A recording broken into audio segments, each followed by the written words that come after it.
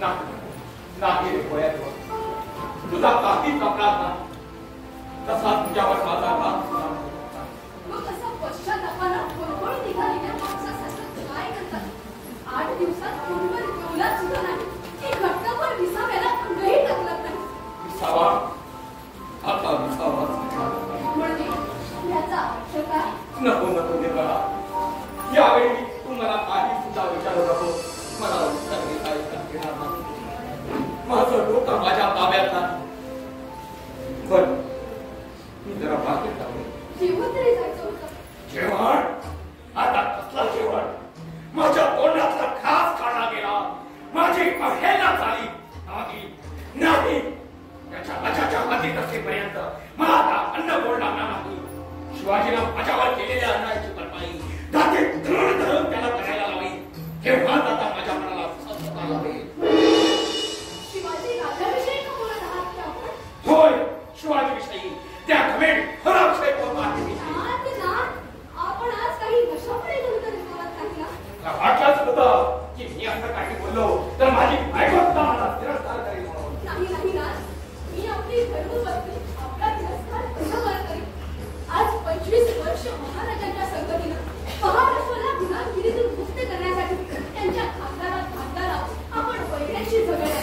मुसलमानी रियासतीकडून लाखो रुपयाच्या दहागिऱ्या पायावर लोळण घेत आल्या असतात. त्या पदार्थ मानून स्वराज्यातील कांदा भाकर अमृत तुल्य मानून एवढी मराठी दौलत उभारली. मराठ्यांचे सरनोबत आणि शिवरायांचे उजवे हात धरून दुनियेत नाव लौकिक पडले. आणि त्यात शिवरायांविषयी असे अभद्र बोलून छाते. स्वामी स्वामी कलेचा कात्या झाला हो. आणि त्याला बेदरकारपणे अपमान करून माझ्या मालिकावर पैसाची ठोकर मारली. ती काय माझा कलेजा दगडवण्याचा समजून एक साची सीधा नेमलेल्या पारावर उदाजीराव गैरक्त झाला आणि शिक्षेच्या भीतीनं त्याने माझी पाय धरली. मी सुद्धा त्याच्या आजवरच्या लेकीच्या चाकरीची कदर करून पुन्हा माफ केला आणि अभय दिले. पण स्वतःच्या शिस्तीचा टेपा मिळवण्यासाठी शिवाजीला उदाजीला 1 महिन्याची कैरात दिली. मग दशराबंदीची सजा फरमावली. हा काय न्याय झाला? पण नेमून दिलेल्या जागी प्रत्येक जण जर अशी कसूर करू लागला तर चोहा बाजूने टपून बसलेल्या पहिल्याच्या पकडीतून दौलतीचा निभाव कसा लागावा? आणि दौलतीच्या कार्यकर्त्यांनी गुन्हेगाराला दिलेला न्याय अन्याय कसा म्हणावा तरी? आता दादाला शिक्षा म्हणून त्याचा पडलोट झाला असता तर भावाच्या मरणापत्र दुःख झालं असतं.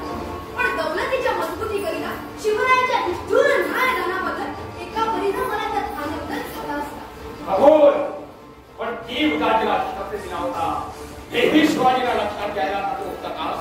मी नाना प्रकारे त्याची समजूत करते आणि अखेर मला त्याला शेवटचा पुरा करून निघावं लागलं. शिव शिव शिव शिव काय ऐकते मी हे? महाराज आपण मराठीचे संगोपन महाराष्ट्राचं इतकंच नव्हे तर अखिल भारतवर्षाचे न्याय निवाडे करणारे तुम्ही अखिल भारतात त्यांच्या न्यायदानाविषयी आज पंथा दासतो आहे की न्याय करावा तर शिवाजीच्या राज्यात संगमत नेत्याची पालकर आहेच. आणि त्यात तुम्ही स्वामी स्वामी अन्याय अन्याय केलाच तुम्ही या महाराष्ट्रावर. या पुण्य प्रतापी शिवरायाला आडा शपथा घेऊन अखेर विश्वासघात केला त्यांचा. पालकरांच्या 42 पिढ्या रवरव सरकार ढकलल्या तुम्ही. क्षमा करा, आपल्या पुढे बोलण्याचा माझा अधिकार नाही. पण बोलते झालं गेला विसरा आणि शिवरायांची सलोखा करा.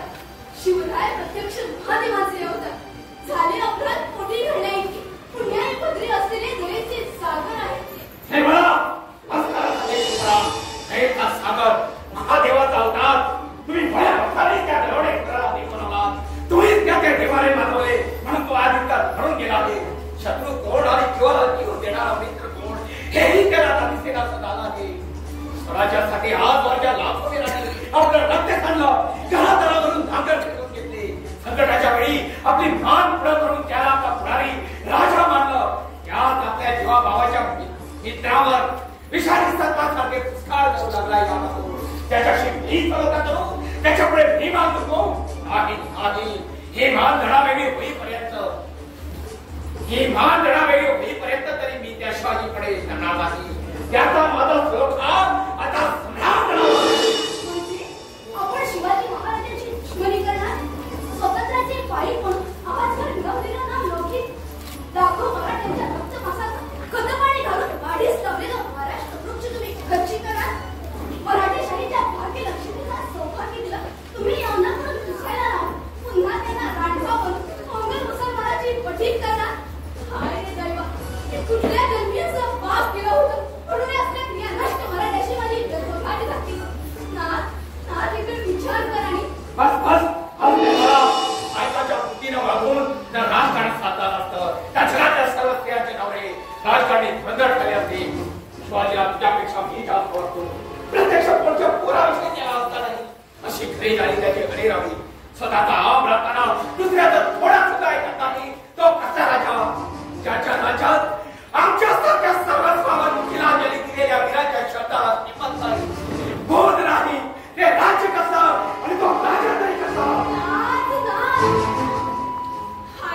कसल्या लहान माझ्या हृदयावर उठलं.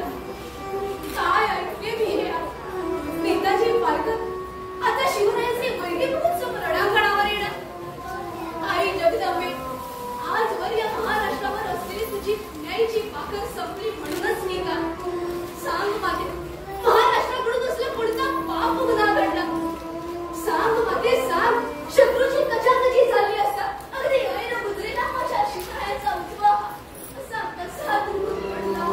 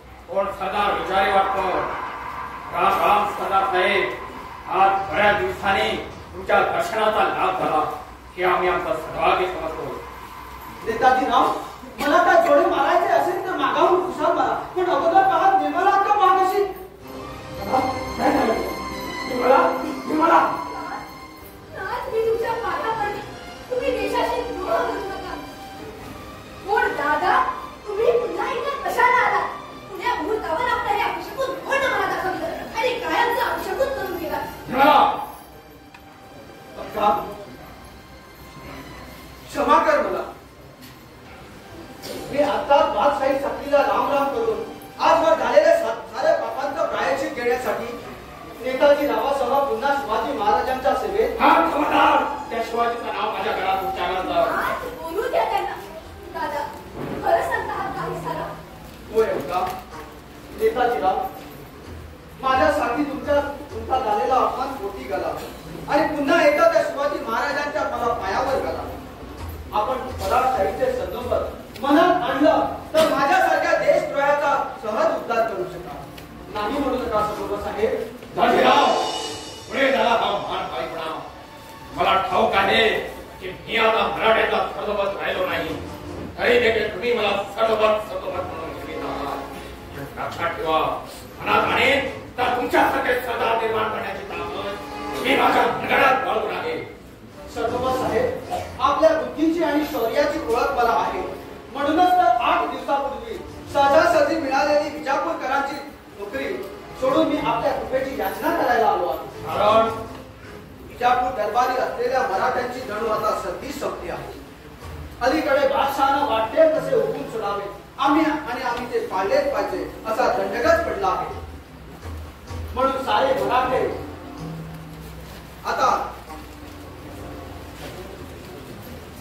सरदारांना मानानं जगणं मुश्किलीचं झालं आहे. सदोबर साहेब, आता माझीच गोष्ट घ्या ना. माझ्यासाठी आपण शिवाजी महाराजांशी लढला, ही बात महाराजांसमोर पोचली मा. एकूण बादशाहपर्यंत आमच्या भांडणात अडकता वाजला. होय, आणि त्यानं हा पहा मला काय हुकूम दिला आहे.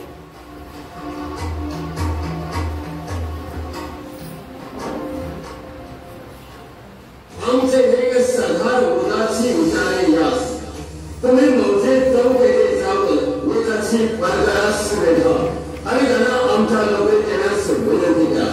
त्यांच्या खिसमध्ये 4 लाख होल बक्षीस, पण त्याला मनसाब आणि वडिलांची जहागीर सोडून 10 लाखांची जहागीर देण्यास आम्ही तयार आहोत. हे काम न करता आपला अपयश पुनर्जोड आम्हाला दाखवा तर साऱ्या विषावर तुझे गाठ भावलं देता काढून बायको सभा तुझे घर धर्माला जाईल आणि यशस्वी झाल तर पंचमंचाने व्यवहार. असं आता आलं माझ्या लक्षात. शिवरायांच्या नोकरीचा उहाणा करून दादा तुम्हाला असा डाव नका सांगू दादा. दादा, कोणत्या निर्मितात सुडुपी घालून देशाशी द्रोह करून मुसलमानांची गुन्हागिरी पत्करली आणि पुन्हा 50,000 पंचाहत्तर मिळवण्यासाठी मराठी शाहीला हा असा सुरुंग लावायला आला. नाही का मला नको आता ती मनसबदारी. आग लावो त्या मनसबदारीला. त्यावेळी मी छत मारली, पण 8 दिवसातच माझे डोळे उघडले. नेताजीराव, माझ्या शब्दाला मान देऊन परत एका शिवाजी महाराजांकडे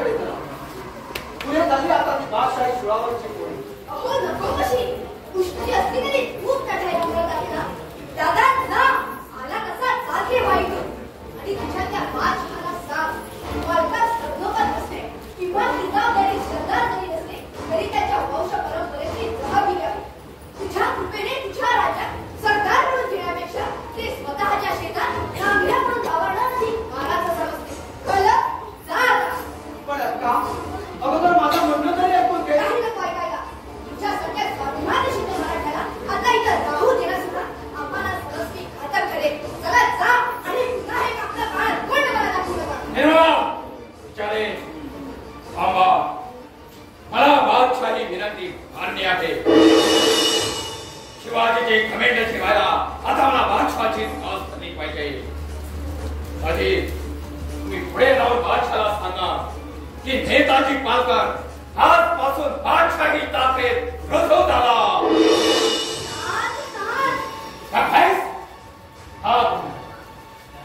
स्वामी आजवर नव लोकी माती मोडून तोंडाला दुर्लौकिकाची काळोखी लागे त्याची काय वाट. कसला लौकिक घेऊन बसले आहे. शिवाजीच्या राज्यात स्वतःच्या लौकिकाला करायचं म्हणजे शिवाजीच्या लढीसाठी स्वतःची बुद्धी घाट टाकायची. त्याचा भाव होऊ देऊन त्याची चुकी केलायची. कशासाठी? या 30 वर्ष पोटासाठी नाही. हा पालकराचा बच्चा निदान पोटासाठी तरी एका जहागीरदाराच्या पोटासमोर कधीही माझी हाजी करणार नाही. आणि तशी वेळ आली तर हे पोट खंड्याला फुटून पोटाशी हातण्याची ताकद झाली. पण बांधकाम करणार नाही. पोटासाठी नव्हे तर राष्ट्रासाठी अपमान सहन करा. नाथ उद्या आपण विजापूरकरांची बाजू घेऊ. स्वतःच्याच पाईपत्रांच्या माना उतरवायला लागल्यावर महाराष्ट्रातल्या पोलिसोनी एका देशद्रोहीची पत्नी म्हणून माझ्याकडे बोट दाखवली. तेव्हाही मी तोंड त्यांना कसं दाखवू? त्यांना काय सांगू? तुला काय वाटलं ते सांगून त्याची तोंड बंद कर. त्यांना सांग विश्वासू निष्ठेच्या कुत्र्याप्रमाणे नेताजीनं शिवाजीची चाकरी केली पण त्याची कदर केली नाही. त्याला सांग. नको मला आता त्याची मेहरबानी नको. त्याच्या भिक्षेच्या नावावर मला आता सांगायचं नाही. माझा दुर्लौकिक होऊन मी देशद्रोही ठरलो आणि माझ्या द्रोहामुळे शिवाजीच्या राज्याची पोळी पेटली तरी आता मला त्याची पर्वा नाही. खबरदार! माझ्या विरुद्ध सैताना पती म्हणून इतका वेळ मराठगादीच्या अपमानाबद्दल मुख गिळून गप्प राहिली. पण यापुढे मराठा दौलतीच्या मेअमृतसमोर मुखावाटे उच्चारा तर पतीला पती न म्हणता त्या बेलगाम जीवेचे तुकडे तुकडे केले जातील. समजलात? मला येड मिनिटं सांगितलं लागला. मला वेळ लागला नसून तुमचाच मेंदू काम देण्याचा झाला आहे. जातीबद्ध मराठ्याची औलाद सांगतात आणि ज्या मुसलमानानं तर गणित तुमचा लेखा तुमच्याच पाठच्या पिढीला जुलमाला पळवून नेऊन त्यांच्या जनाधाराची हजेरी बनवली. त्यांच्या चाकरीची बात करतात. हे बोला. कानाचे पडदे फाटून गेले. काळजाचा ठुसका झाला. तुमच्या एका बहिणीने आठवण करून देतात तुमच्या जीवनात इतक्या यातना झाल्या तर मग आजवर हजारो माय माऊलीची झालेली विडंबना सहन न होऊन त्यांना स्वतःचा जीव पणास लावून त्यांच्या अमृताचं संरक्षण केलं. महाराष्ट्राचं एवढं वैभव वाढून मराठ्यांचं स्वतंत्र राज्य स्थापन केलं. त्याच नरकेसरीशी वैर पत्करून मराठी राजाची होळी पेटवायला तयार होणे तुम्ही मराठ्यांच्या जाती रामोजीची पद्धत कसे निवडणार?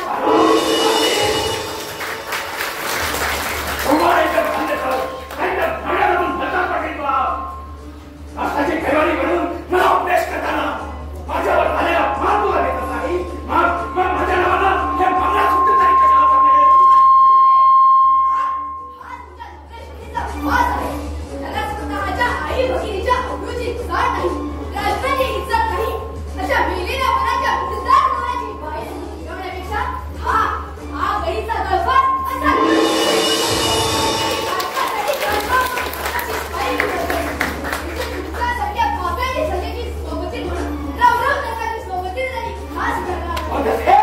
तू बायको आहेस की सेक्रा बाहेर? मी आता कोणाची बायको नाही आणि माझा कोणी दात नाही.